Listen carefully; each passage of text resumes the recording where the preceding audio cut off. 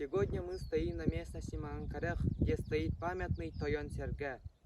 Благодаря трудам краеведов Мадузского наследия Игната Ивановича Кутукова и Екатерины Афанасьевны Лукиновой в 2014 году в честь памятной даты 120-летия проживания Александра Александровича Чиповича и его друга, политического ссыльника Тонышева Ивана Федоровича, на Намской земле на местности Маганкарах Мадузского наследия был установлен памятный Тойон-Серге.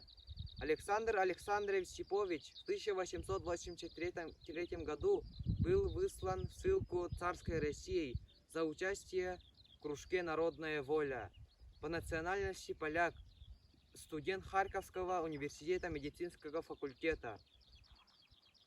Местом его заключения стала местность первого мадузского наследия Намского улуса.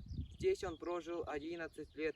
Александр Александрович впервые среди якутского населения вел грамотное медицинское обслуживание, а также занимался научным исследованием по антропологии.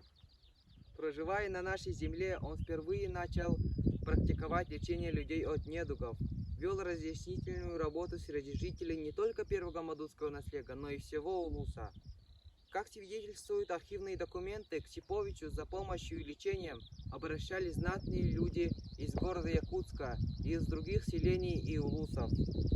Кроме лечения людей от недугов, он собрал вокруг себя близких друзей, единомышленников, которые по его указанию лечили людей ближайших улусов, как Дюжинский улус, ныне Усть-Алданский, в нескольких отдаленных селениях Кабайского улуса.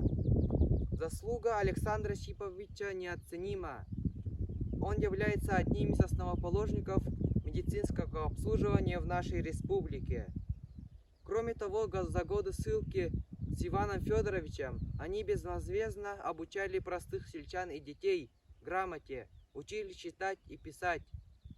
Народ Саха чтит и не забывает друзей и благодетелей Александра Александровича Чиповича и Тонышева Ивана Федоровича.